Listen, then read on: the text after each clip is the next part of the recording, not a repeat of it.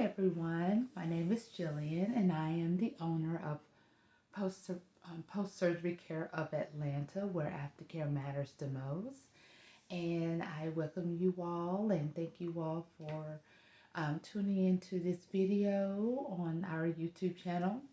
And so I just wanted to let everyone know if you like the video, please click the thumbs up and subscribe, and also share this video with someone that is preparing for surgery, or hey, they may have already had surgery but just want to kind of have something to say, hey, maybe there's some tips in there that could be useful for them after their surgery. So to, this video is going to be titled how to mentally and emotionally prepare for surgery. And I don't know if you all know this, or I don't know if I've made it known, but I have a bachelor's of science in general psychology in the behavior science. So I have definitely have taken the time to study and continually studying.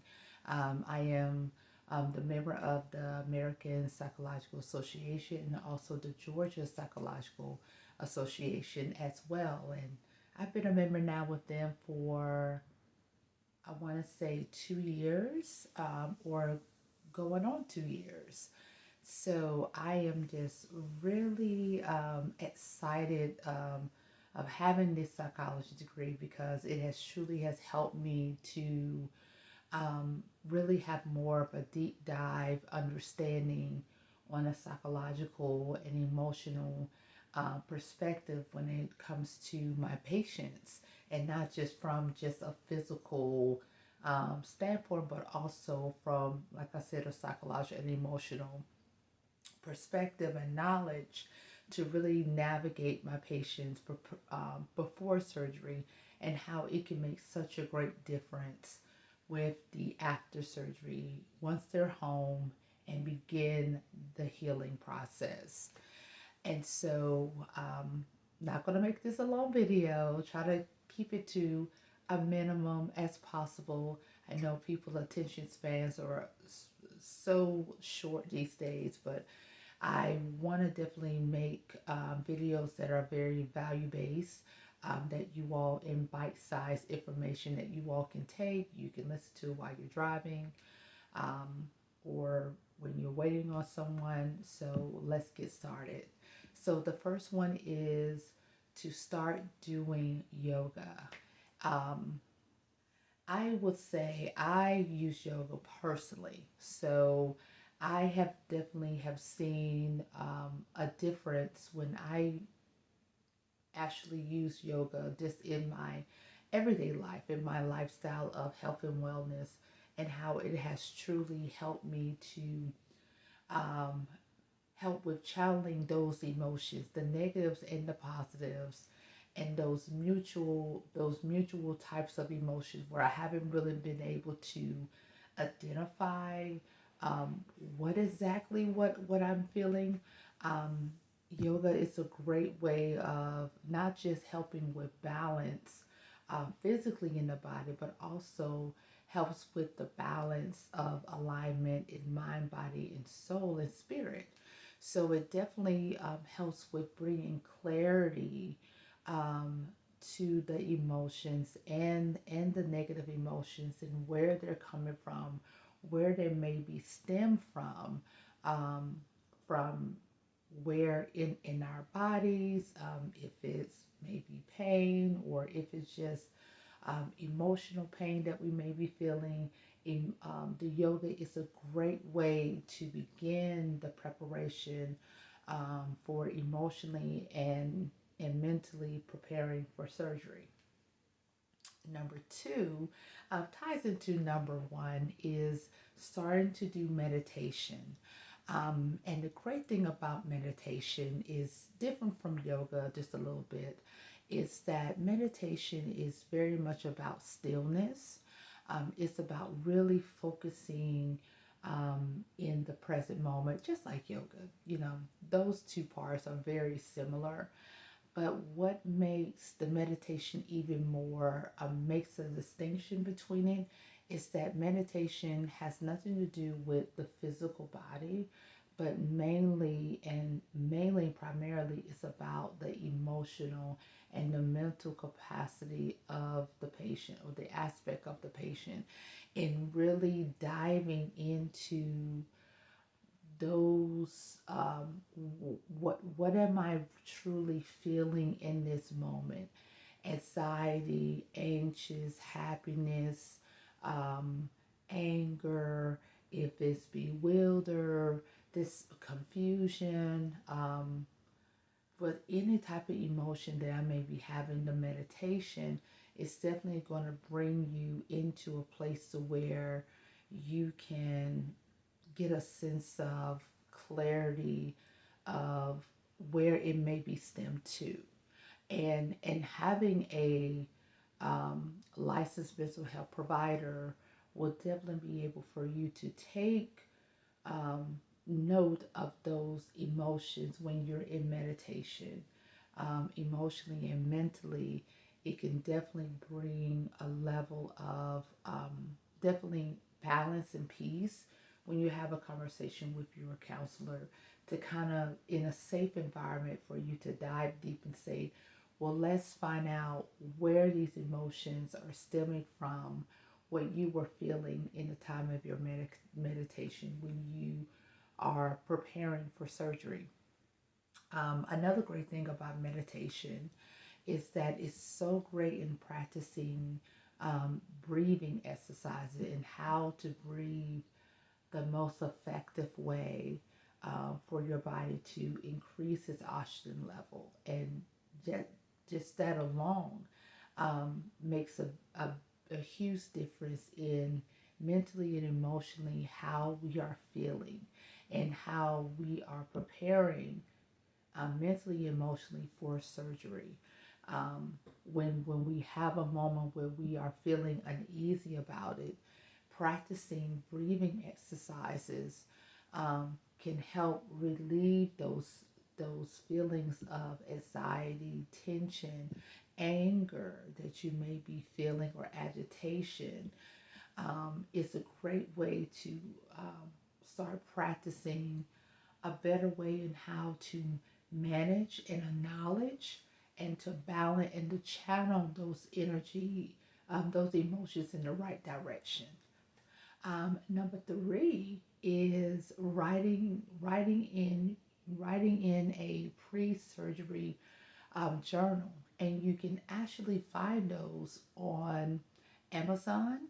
I was looking on there, and mostly what I tell my patients, I'll tell them they can just go get a composition book or a notebook and to start documenting how they're feeling mentally and emotionally, what type of foods were they eating when they were having those feelings on a day to day, hour by hour, whatever way, how, what they feel comfortable doing, to really start kind of looking at their behavior matching their emotions and the thought patterns, what they're having, the moods that they're feeling, leading up to their surgery.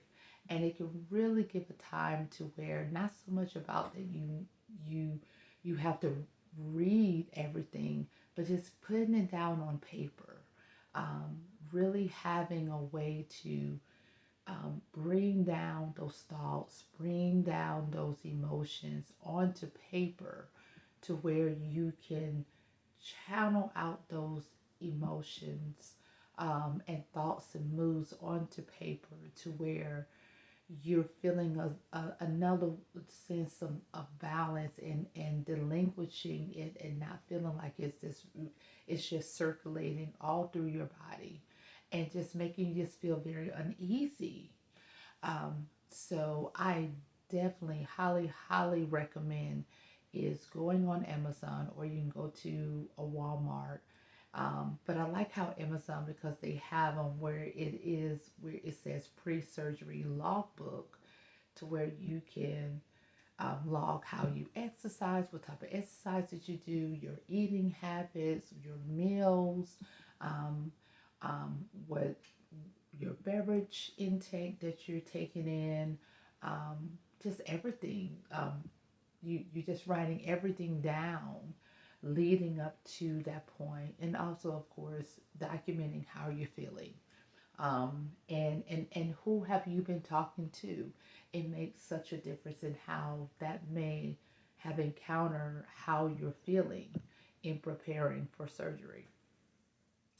So, and also I want to say with the pre-surgery journal is that it's so important to document all the different type of relationships that you are encountering during that time, like work relationships, family relationships, romantic relationships, friendships.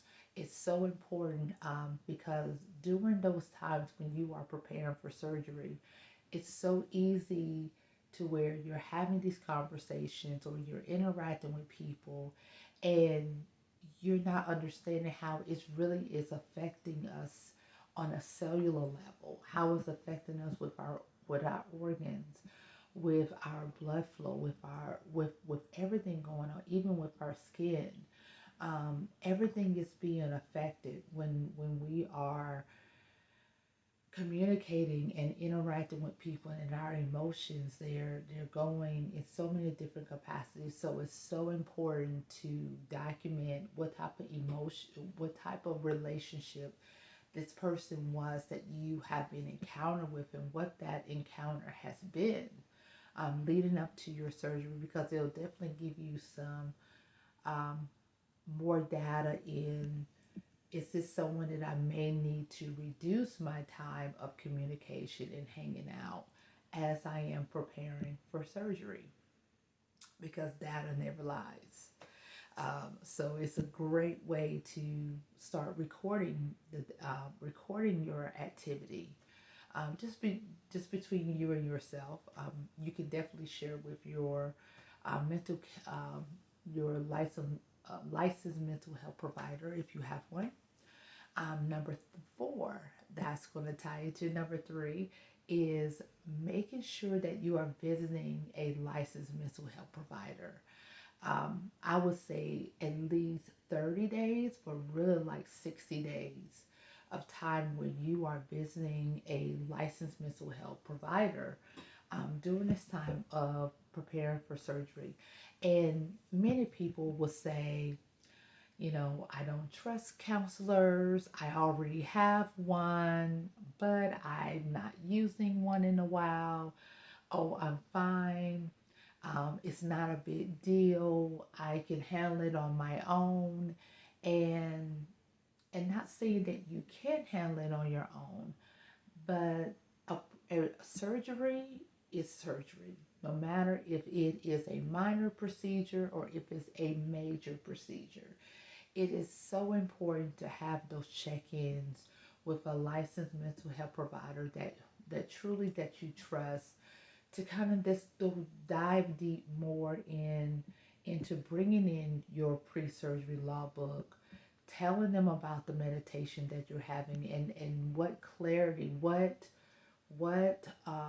information that you are getting when you are meditating, when you are doing your yoga, um, and how it is communicating with you, with people, and how it's responding, and walking through those unresolved traumas that we all have not all addressed.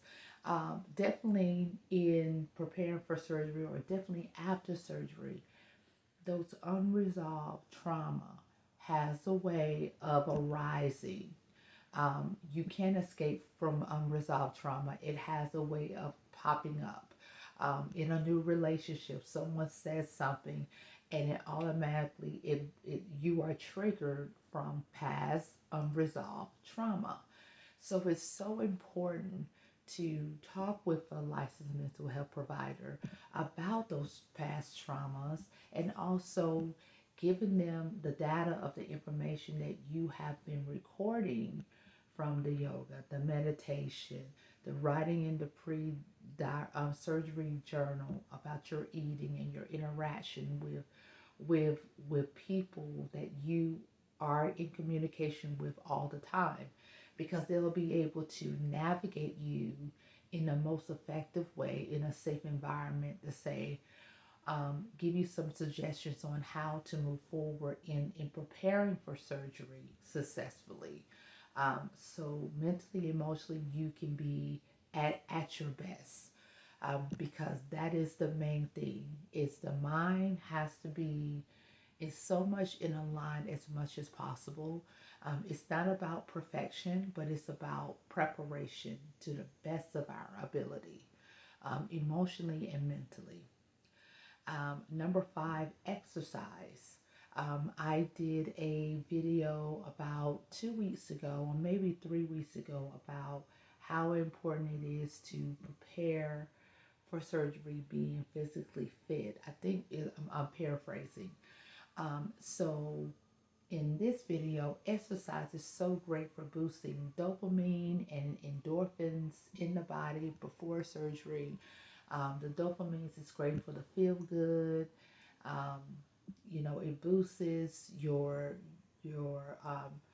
feeling. It kind of is a way of a mood stabilizer, a mood booster, to where you're feeling up, you're feeling whole, you're feeling in control, you feel a level of clarity, a sense of direction of where you want to go, what's the next thing, where do I want to be after my surgery is done, what is the goals that I want to have, after my surgery is done, that I want to go travel, to Italy, or I want to start back swimming, or I want to start back dating, or if I want to start a business. So exercise is such a great way to really boost the mental and emotional, aspect of us preparing for surgery, and also the endorphins.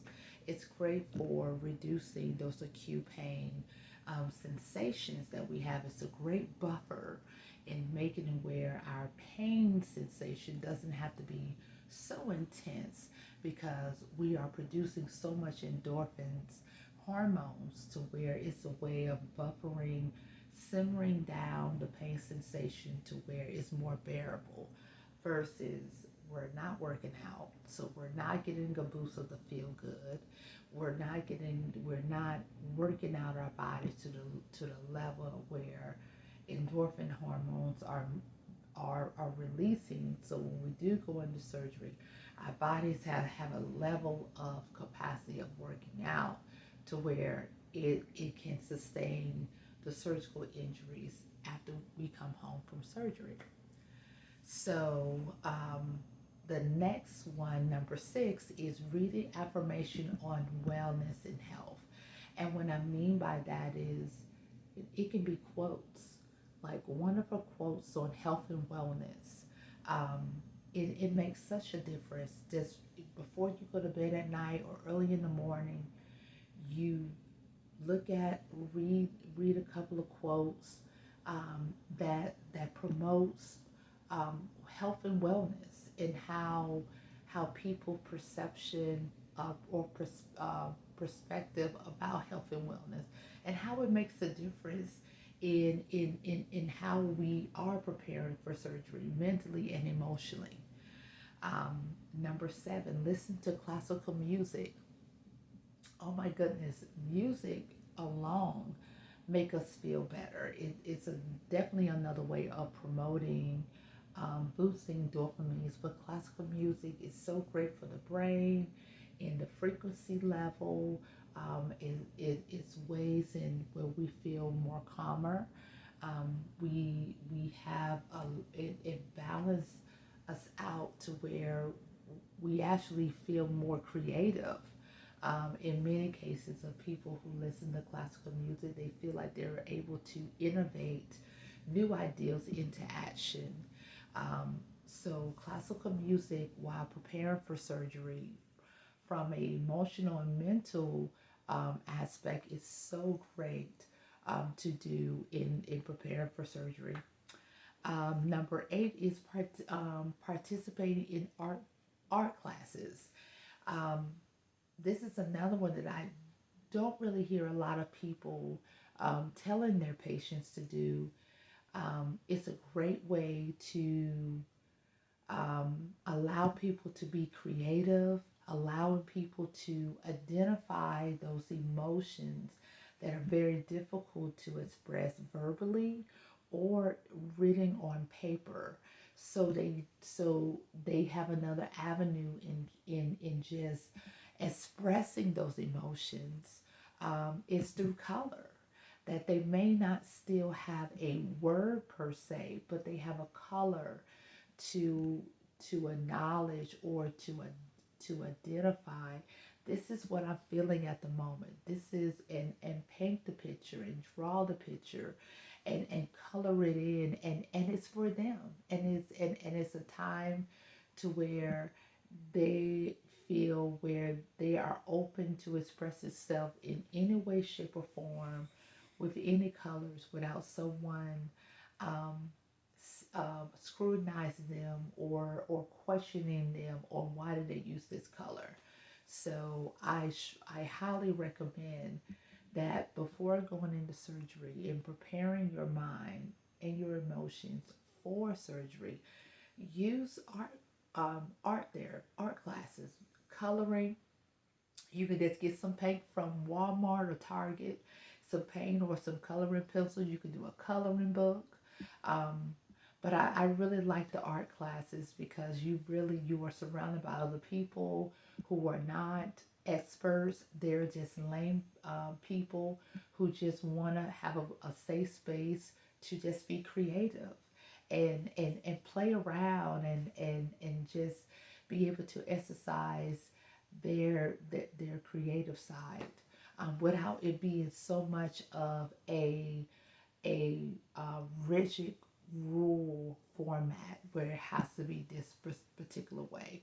You can even try pottery. Hey, pottery is great if you all like to sculpt with pottery clay. That would be a great way as well. I know some like to use had to they like to design with glass and they make different nice art um, sculptures out of glass. So definitely use this time to be creative, to navigate through this time of preparing for surgery on a mentally emotional standpoint. Um, Number 9 is watch a funny movie or a comedic stand up show. I love Kevin Hart. Oh my God, he is really funny. Um, I'm trying to think who else that really come to my mind. Cat Williams, he's really funny. I know he does a lot of cursing, but he's really funny. So just taking the time to watch a funny movie or a romance comedy movie, or old movie that you haven't seen in a long time, those are great to watch, especially when it's like a few of like a day or 2 day, 1 or 2 days before your surgery. You definitely want to take that time. It's to really to relax and laugh and just have a great time to reminisce on the good times when you watch this movie. Um, and it's all about getting yourself into a emotional and mental safe place to where you're relaxed, that you're calm. So I highly recommend that. Great laughter is great medicine for distraction from thinking about your surgery. Um, just thinking so much about our surgery and talking about the surgery can bring on so much stress. It can bring us on a lot of anxiety. It can bring on other negative emotions that will make us where we will want to cancel the surgery, or the surgeon may feel that we need to cancel the surgery because you're so overwhelmed with anxiety. Number 10 is, I will say, is that be very cautious with surgery support groups. They're great in the long span, but as you get very close to your surgery date, like 1 or 2 days or 3 days out, you want to really be careful to say, maybe I need to not go to my surgery support group because in the support group, everyone's kind of giving their perspective about what happened in their procedure. And sometimes when we hear negative things, it can really derail our emotional and our mental balance that we have achieved by really working hard to get us in a center place, not in a place of where we have like this toxic positivity, but it's at a realistic positive balance to where we understand the risks and the benefits of the surgery. But we're at a place where we are really are solid in our decision, in our techniques, in preparing ourselves emotionally. We guard ourselves around certain people. So that's definitely one thing I will really say is as you get closer to your surgery, 1 or 2 days or 3 days out, you want to really kind of be cautious in going to the support groups. Some are really good, up to that point. You just have to kind of think about it on a case by case note. Number 11, using your spiritual practice as an anchor to navigating through negative and positive moods and emotions that you're having or thoughts that you are having. Um, I am a true believer in God, so He is definitely my anchor in times of where I'm feeling uneasy, that I'm not quite sure on what is the next step. But you have to choose. You know what is your spiritual practice, what is your spiritual God, and whom you lean on for guidance, for security in your faith to navigate you um, through the journey of preparing for surgery mentally and emotionally. Number 12, the last one, is that be a student about your surgery procedure. That is definitely something that I truly believe it is, that the more that you learn about your surgery procedure, what it all entails, where they're having the surgery, I mean, just really become a student. It can really help you in preparing emotionally and mentally, because the more that you have an understanding of what type of surgery it is, how long, the risks and the benefits of it, how to prepare for it physically, what do I need to do, how having the team in place, the care team in place, having all those things in place regarding to learning your surgery, that alone will bring you into a place that mentally and emotionally you are prepared for surgery. And so, and like I said before, use wisdom as you get closer to your surgery date, because if with doing research a few days before your surgery, it may bring anxiety. It may bring where you start second guessing. Should I get it? Should I not get it? You're talking to people and different things. So I would say be a student of your surgery, but do it definitely early on as much as possible about your surgery. So it can be used as a tool to prepare emotionally and mentally for your surgery. So that's all that I have tonight, everyone. I hope that you all enjoyed the video. Like I said, if you like this video, click the thumb button and subscribe, and also share this video with anyone that is preparing for surgery or thinking about surgery or who has already come out of surgery. And definitely, I truly do believe that they can find something on here that can definitely be a tool to for them to mentally and emotionally prepare themselves for surgery. If anyone is wanting a virtual consultation, you can definitely reach me at 470-298-2630, or definitely go to the website www.postsurgeryatlanta.org, where you can go ahead and book a virtual consultation. with me, and we will definitely get with you on scheduling that virtual consultation and get all the paperwork filled out necessary so we can have that comprehensive background on your lifestyle and how you've been before surgery. So again, thank you all for watching. My name is Jillian. I'm the owner of Post Surgery Care of Atlanta, where aftercare matters the most. I see you all next time.